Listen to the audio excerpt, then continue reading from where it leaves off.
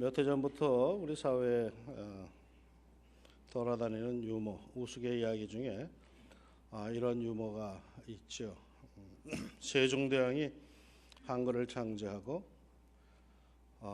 그 소문이 쫙 퍼져나갔을 때에 저기 바다 건너 큰 나라에서 나라를 만들고 나서는 세종대왕한테 찾아와서 나라 이름을 하나 지어달라고 그랬답니다.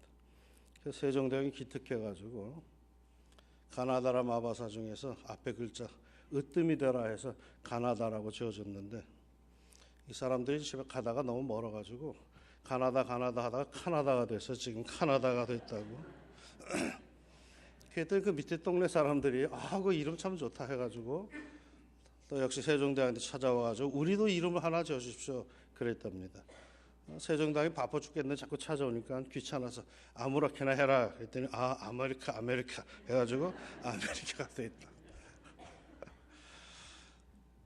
그 얘기를 듣고 나더니 저 부산 앞바다에 사는 섬나라 사람들이 우리도 이름을 하나 지어야 되더라고. 그래가지고 그 섬나라 사람들이 자꾸 우리 세종대왕한테 와가지고 자기들도 이름을 줘달라. 그러니까 응수를 안 했죠. 바빠 죽겠는데 시커먼 애들이 조그만 애들이 와 자꾸 그러니까. 응수를 안 해주니까는 얘네들이 막 해적질을 하고 막 못되게 구는 거예요. 그래서 할 수 없이 일본 사신이 왔을 때에 걔들한테 그랬답니다. 제 패라. 그래서 제 펜이 됐다고.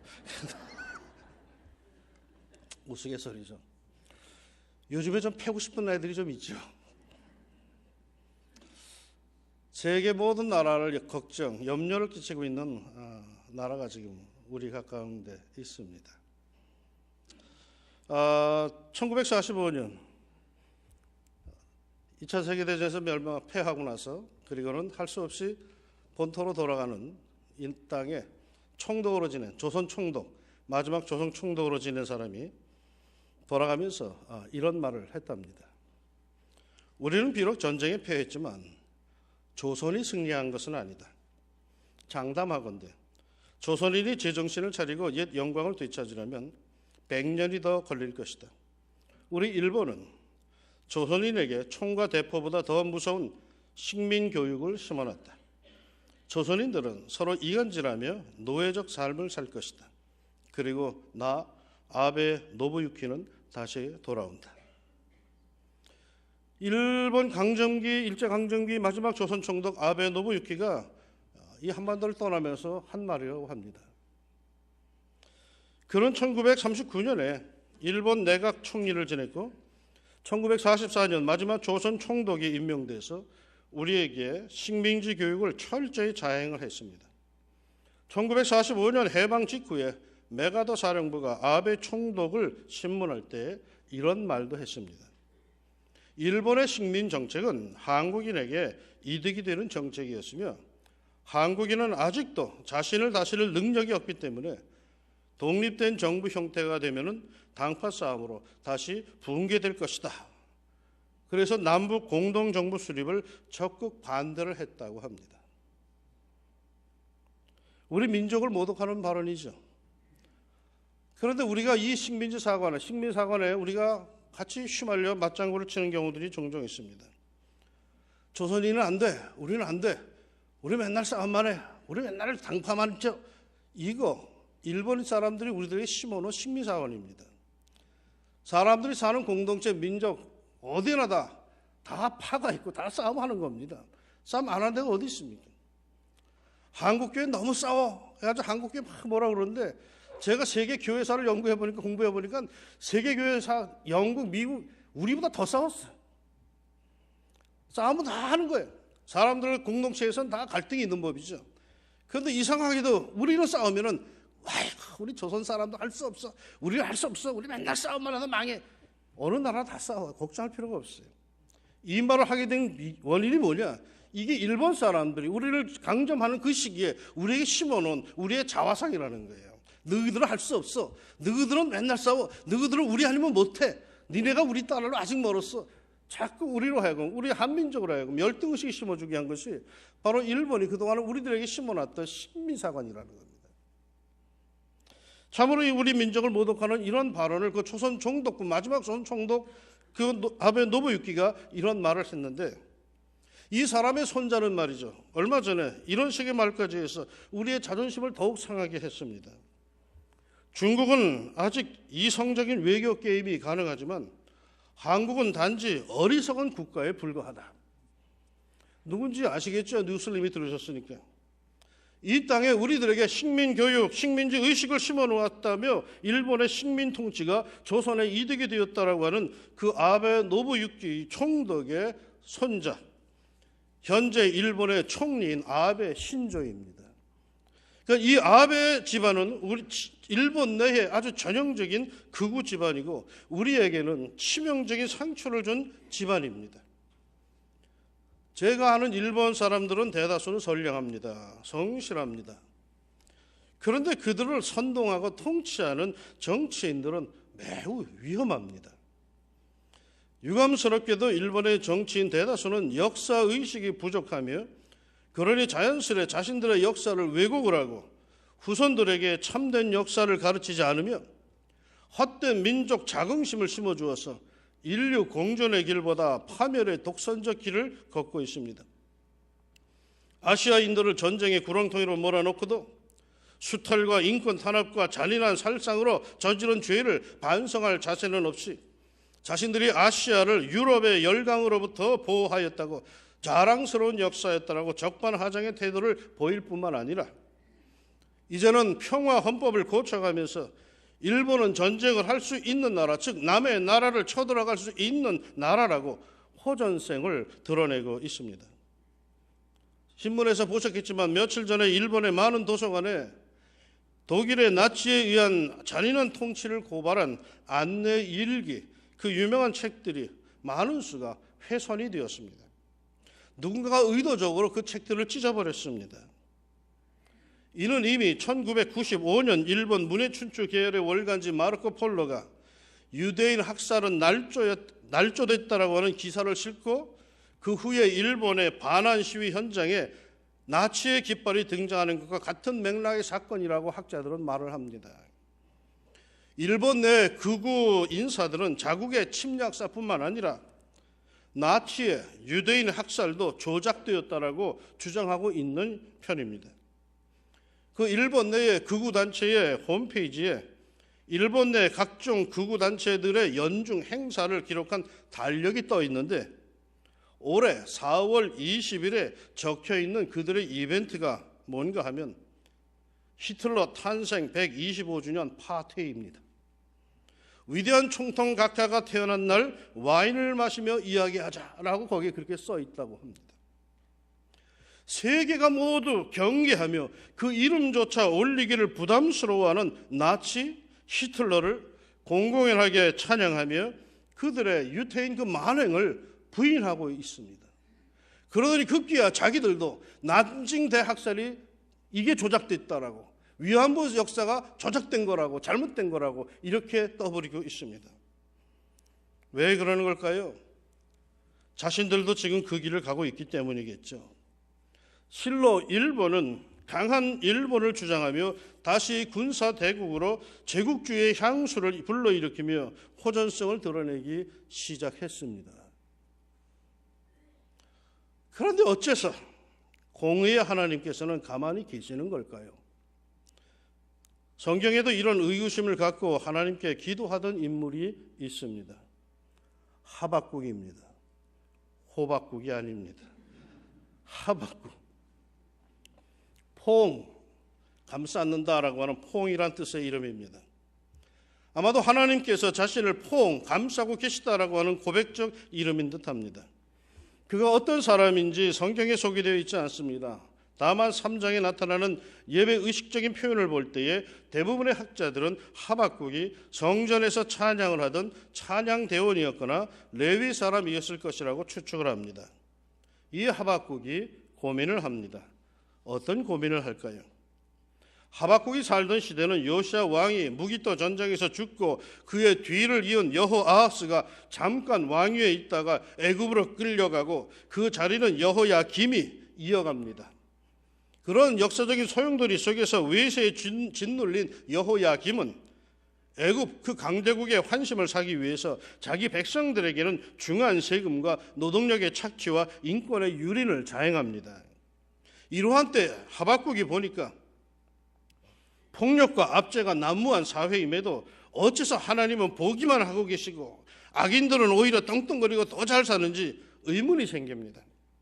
하나님의 율법과 계명에 따르면은, 하나님의 말씀에 따르면은 공의와 정신을 따르는 자가 복을 받고 잘 살게 된다고 가르치고 있는데, 현실은 오히려 성실한 사람이 못 사는 사회가 되고 오히려 수단과 방법을 가리지 않고 남의 것을 강제로라도 속여서라도 빼앗는 자가 더욱 형통하고 큰 소리치고 있으니 이것이 도대체 어떻게 된 일이냐 하는 의문이 생깁니다. 그래서 그는 하나님께 따지듯이 묻습니다. 어째서 이런 일이 있을 수 있습니까? 어째서 하나님께서는 가만히 보고만 계십니까? 그러자 하나님께서 응답해 주시는데, 이 불의한 사회, 유다 사회를 그냥 두지 않을 것이라. 때가 되면은 바벨론을 일으켜서 유대인들의 죄를 징계하리라, 심판하리라 말씀하십니다. 하박국이 이 대답을 듣고 무릎을 탁 칩니다. 그러면 그렇지, 하나님께서 가만히 보고만 계시지는 않을 거야, 때를 기다리고 계시는구나 라고 무릎을 딱 칩니다. 그러나 잠시 후에 이런 의구심이 찾아듭니다. 바벨론이라니, 바벨론도 나쁜 놈들인데, 바벨론이라면 하나님도 모르고 율법도 모르고 정의도 모르는 이들인데 어째서 하나님의 백성들이 잘못했다고 해서 그 부정한 죄인들을 들어서 치시는가? 그들도 죄인이 아닌가? 그들이 의인이라면 모르겠는데 그들도 역시 죄인들인데 뭐 50보 100보인데 그들이 무슨 자격으로 하나님의 백성을 치는가? 그럴 수 있습니까, 하나님? 이에 하나님께서는 2장에 들어서서 아니다, 바벨론도 내가 심판할 것이다 라고 응답해 주신 것이 오늘 읽은 성경 본문입니다. 죄는 누구든지 간에 하나님께서 심판하십니다. 하나님의 백성이든 아니든 죄를 짓고 있는 사람은 하나님께서 심판하십니다. 바벨론은 오늘날 이라크의 영토에서 일어난 국가입니다. 이라크의 섬조죠. 함의 자손 니므롯이 시날 평야에서 건설하였는데 오랫동안 갈대아국의 속국으로 있다가 느부갓네살 왕 때에 국력을 키워서 당시의 세계를 지배할 정도로 아주 강대국이 됩니다. 잔인한 전쟁으로 수많은 사람들을 죽이고 재산을 빼앗은 것으로 아주 악명이 높습니다. 바벨론이 쳐들어왔다라면은 뭐 하나 남는 게 없을 정도로 다 죽이고 다 뺏어갔습니다. 아주 잔인했습니다. 이러한 바벨론을 향하여서 그 죄목을 지정하시면서 하나님께서는 5가지의 저주를 선언하십니다. 첫째로는 6절에 화 있을진저 자기 소유 아닌 것을 모으는 자여, 남의 나라를 침략해 들어가고 약소국의 것들을 빼앗아 오는 자들에게 선언된 저주입니다. 약소국과 전쟁을 일으키고 승리의 이름으로 재산을 빼앗아 오고 피정복민들에게 무거운 과세를 강요하여 노력하는 자들입니다. 역사는 이것을 자랑스러운 승리자, 정복자의 권한이라고 여기고 있지만은, 그러나 하나님의 정의는 그렇지 않습니다. 성경은 그렇게 빼앗아 온 것들이 결국은 볼모 잡은 것으로 무겁게 그들을 누를 것이라고 선언합니다. 빼앗은 것만큼 그것은 자기들을 누르게 되고 마침내 또다시 일어나는 다른 강대국으로 인하여서 그보다 더 심하게 빼앗기고 말 것이다 라고 선언합니다. 둘째로는 9절에 화 있을진저 재앙을 피하기 위하여 높은 데 깃들이려 하며 자기 집을 위하여 부당한 이익을 취하는 자여. 이 바벨론은 노력한 재물로 나라를 견고케 하려고 높은 성을 쌓고 많은 요새를 건설합니다.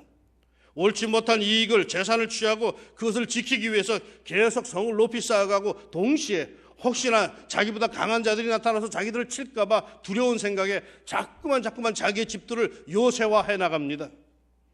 그리고는 자신들은 그 성 안에서 든든하게 여기는 그 요새 안에서 먹고 마시고 즐기며 계속 침략과 약탈을, 자기보다 약한 나라들을 호시탐탐 노립니다.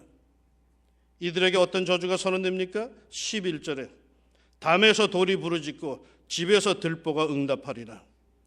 남이 칠 필요가 없다라는 겁니다. 그 자체 내에서 붕괴된다는 것이죠. 담이 부르진다는 것은 담이 우는 것인데 흔들리는 거죠.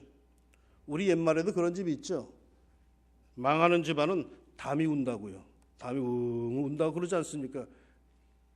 그리고 들보가 응답한답니다. 곧 들보조차 뿌리 뽑혀 마침내 하루아침에 무너져버리고 말 것이다 라고 하는 저주의 선포입니다. 셋째로는 12절에 화 있을진저 피로 성읍을 건설하며 불의로 성을 건축하는 자여, 세계를 정복한 느부갓네살 왕은 열국을 강탈하여 그 전리품으로 도성과 신전을 장식했으며 포로들을 이용하여서 성벽과 요새를 건설합니다. 그들의 찬란한 도시문화, 성전문화는 피로 얼룩진 한맺힌 건축문화입니다. 지금도 아주 빛과번쩍한 바벨론 제국의 문화유산이 남아있지만 그게 전부 다 거의가 남의 걸 빼앗은 참으로 많은 사람들의 피가 희생이 생긴 그런 한맺힌 건축입니다. 그러기에 강탈과 착취와 부정과 불의로 세운 도성은 비록 강하다 할지라도 마침내 완벽하게 무너질 겁니다. 왜? 하나님께서 인정하지 않는다는 거죠. 넷째로 15절에 이웃에게 술을 마시게 하되 자기의 분노를 더하여 그에게 취하게 하고 그 하체를 드러내려 하는 자에게 화 있을진저. 자신이 마시는 것뿐만 아니라 남에게 술을 권하여 취케 만드는 사람 하나님께서 별로 이뻐하지 않는답니다. 마셔 괜찮아 이 정도쯤이야 하는 그 사람 하나님께서 너무너무 싫어하신답니다. 먹으려면 자기나 먹지 왜 남까지 마시게.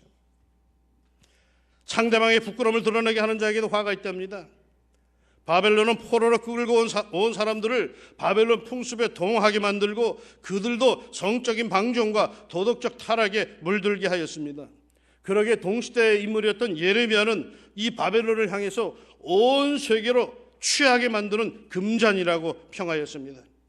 자기만 죄를 짓는 게 아니라 남에게도 그러한 죄를 짓도록 방조하고 취하게 만드는 죄를 그들은 자행했던 겁니다. 다섯째, 마지막으로 19절에 나무에게 깨라 하며 말하지 못하는 돌에게 일어나라 하는 자에게 화 있을진저. 바벨론은 우상의 본거지라 할 정도로 갖가지 우상이 있었습니다.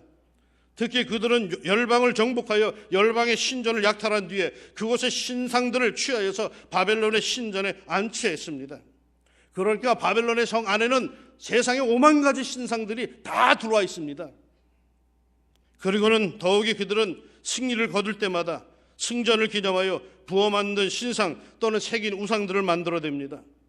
그리하여 나라 전체가 우상으로 가득했으며 백성들은 전쟁에 나가거나 뭔가를 할 때 반드시 우상에게 나아가서 제사를 지낼 정도로 우상 숭배가 아주 만연했습니다. 이상과 같이 하나님의 정의에 의한 하박국의 심판 예언은 일관성 있게 짜여 있습니다.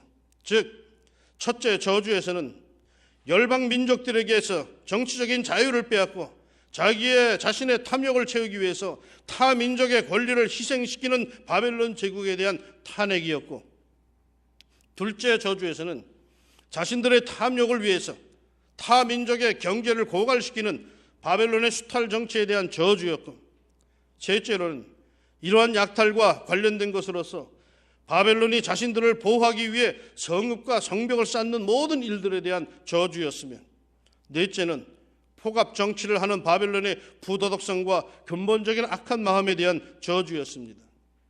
그리고 마지막 다섯째 저주는 위의 네 가지 저주에 대한 결론적인 것으로서 우상 숭배로 인한 패역과 하나님의 정의로부터 벗어난 정책과 위정자들의 부도덕성에 대한 저주였습니다. 저는 하박국의 이 말씀을 묵상할 때마다 일본이 떠오릅니다. 힘만 생기면 남의 나라를 넘보는 자세, 자기 소유 아닌 것을 자기네 것이라고 억지를 부리며 빼앗으려는 모습, 그러면서도 뭔가 불안해서 불법으로 국력을 강화하여 높은 데 깃들이려고 하는 모습들, 외색 문화로 아시아를 온통 물들게 하려고 얼마나 교묘하게 문화 정책을 그들은 썼습니까? 그리고는 국가 행사, 국민 의례라고 하는 명목으로 모든 아시아인들을 신사로 끌고가 귀신하게 절하게 만들고, 양심의 자유, 신앙의 자유를 부르짖는 이들을 얼마나 집요하게 옥살이시키며 살해했던가요? 이들이 영원할 것 같습니까? 이들은 회개해야 합니다. 저는 일본이 망하기를 바라서 그러는 것이 결코 아닙니다. 진정 그들이 하나님 앞에 겸손하고 회개하기를 원합니다. 함께 주님의 나라에 가기를 원합니다. 좋은 믿음의 동지가 되기를 소망합니다. 그러게 우리는 선교사를 그들에게도 파송하고, 미운 그들이지만, 상처를 준 그들이지만 우리는 그들을 위해서 기도하고 있지 않습니까? 내 원수를 미워하지 말고 내 원수를 위하여 기도하라고 하는 예수님의 말씀대로 우리는 그들을 우리에게 끝까지 시치미팅되고 우리에게 참으로 자존심을, 우리의 모든 걸 무너지게 하는 그들을 위해서 우리는 도리어 기도하고 있지 않습니까? 오늘 하박국의 질문, 하박국의 기도에 대한 결론은 이렇습니다. 4절에 보라, 그의 마음은 교만하며 그의 속에서 정직하지 못하나 의인은 그의 믿음으로 말미암아 살리라. 세상이 비록 교만하고 그런 대로 잘 산다고 해서 그들을 부러워하고 따라갈 것이 아니라 우리는 현실을 보지 말고 하나님의 약속, 하나님의 정의를 신뢰하고 믿음으로 살아야 한다는 거죠. 그래야 하나님 앞에서 의인이라고, 너 괜찮은 인생이구나 라고 인정받을 수 있다는 겁니다. 어제 3.1절이었습니다. 여러분, 3.1운동 때 일본군의 무차별 총격에 의해서 우리 국민 7,509명이 살해됩니다. 15,961명이 부상을 당합니다. 46,948명의 무고한 양민이 체포되어서 온갖 고문과 강제노역과 감옥에서 고난을 겪었습니다. 많은 교회가 3.1운동을 도왔다고 해서 47개의 교회당이 일본 군합발에 유린이 되었고 4월 15일에는 수원 제암리 교회에 성도들을 모아놓고 불을 질러 몰살시키는 그런 놀라운 무서운 일이 벌어집니다. 이러한 그들의 권세에 우리는 어떻게 해볼 도리가 없었습니다. 그러게 많은 사람들이 사실은 말이죠, 3.1운동 뒤에 친일파로 돌아섰다고 합니다. 우리는 생각하기를 3.1운동으로 민족적 자긍심이 타올라서 더욱 독립운동에 힘썼을 것이다 라고 생각을 하는데 착각입니다. 그 기록에 의하면 3.1운동 뒤에 친일파들이 더 많이 생겼다고 합니다. 왜 그랬을까요? 현실을 볼 때 소용없는 짓이라고 여겼던 겁니다. 그래서 적당히 현실과 타협하며 살기를 원한 겁니다. 일본에 대항한다는 것은 계란으로 바위를 깨내는 것과 다를 바 없다라고 여겼던 것입니다.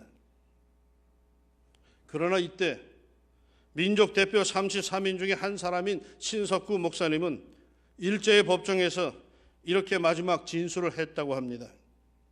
나는 하나님을 믿습니다. 하나님께서는 반드시 불신한 일본 사람에게 우리 민족을 맡기지 아니할 것으로 굳게 믿습니다. 현실적으로 일본이 강하고 우리를 놓아줄 기미도 보이지 않지만 세계가 우리보다 일본의 말을 더 들어주는 현실이라 어느 누구도 우리의 억울함을 풀어줄 이가 없어 보이는 현실이지만, 그러나 나는 하나님의 정의를, 하나님이 살아계심을 믿습니다라고 외쳤던 것입니다. 사랑하는 여러분, 하나님께서 인정해 주시는 의인은 현실을 보며 사는 사람 아닙니다. 아무리 현실에서 악인이 잘 살고 그들의 권세가 무섭더라도 우리는 하나님의 법도와 약속과 정의를 믿고 사는 사람입니다. 악인의 잘 사람을 부러워 말고 옳지 못한 자세로 돈을 모으고 남의 것을 부당하게 착취하고 거짓으로 착취하고 속이면서 뺏어가는 그럴듯하게 사는 이들을 내심 시기하거나 부러워하지 말고 우리는 언제나 변함없이 하나님의 정의를 믿으면서 바르게 삽시다. 우리에게 잊지 못할 아픔을 준 일본 사람들이지만 도리어 좀 더 적극적으로 일본의 영혼들을 불쌍히 여깁시다. 저들을 위해 기도합시다. 왜냐하면 오늘 말씀에 분명히 선언하신 이런 나라는 화 있을진저 하였던 그 저주의 내용들이 거의 모두 현대판 이 일본에게 해당되기 때문입니다. 그들이 화를 당하였다고 우리에게 좋을 게 뭐가 있겠습니까? 서로가 잘 되어야 하죠. 예수 그리스도의 이름으로, 예수님의 축복으로 서로 잘 되어야 합니다. 그들 가운데 의로운 백성이 일어나기를, 하나님을 두려워하는 지도자들이 일어나기를 진정 기도해 줍시다. 1941년 일본이 진주만을 공격하자 당시 일본 사회에서 존경받던 신앙의 지도자 우찌무라 간조 선생은 그랬습니다. 일본은 반드시 망한다. 자기 조국이지만 잘못된 길을 걸어갈 때는 우리 조국은 반드시 망한다라고 용기 있게 말할 수 있는 이 지도자들이 일본 사회를 이끌어갈 수 있도록 우리가 기도해 줘야 할 것입니다. 그리고 우리 역시 그런 선동된 길을 걷지 않도록 늘 하나님의 정의를 신뢰하며 올바른 신앙의 길을 걸어야 합니다. 역사의 주권자 야훼 하나님께서 우리의 민족을 당신의 손에 꽉 붙잡고 바른 길로, 의의 길로 열방을 구원하는 선교의 대국으로 키우시고 축복하시기를 우리 주님의 이름으로 축원합니다. 기도합시다. 3.1절이 어제 지나갔습니다. 주님. 그런데 이번 3.1절은 참 많이 걱정들이 됐습니다. 제일 가까이 붙어있는 이웃 일본이 갑자기 몇 해 전부터 이 사람들이 자기의 잘못들을 깨닫지 못하고 도리어 적반하장으로 세계를 향하여 상처를 받은 그 나라와 민족들을 향하여서 되레 큰 소리치고 저들은 다시금 군사대국을 회책하고 있습니다. 하나님, 우리를 불쌍히 여기시던 그 불쌍해하는 마음 일본에도 하나님 허락하여 주시자 저들도 잘못된 길에서 돌이킬 수 있도록 도와주시옵소서. 그들이 우리에게 잘하라는 얘기가 아니라 하나님 옳은 길을 걸을 수 있도록 하는 일본 땅의 좋은 지도자들을 세워주시옵소서. 참으로 하나님 잘못된 선동으로 인하여서 또다시 세계의 걱정거리가 되지 않게 하여 주시고 우리가 함께 이웃으로서 더불어 하나님의 나라를 세워나갈 수 있는 그런 이웃들이 되게 하여 주시옵소서.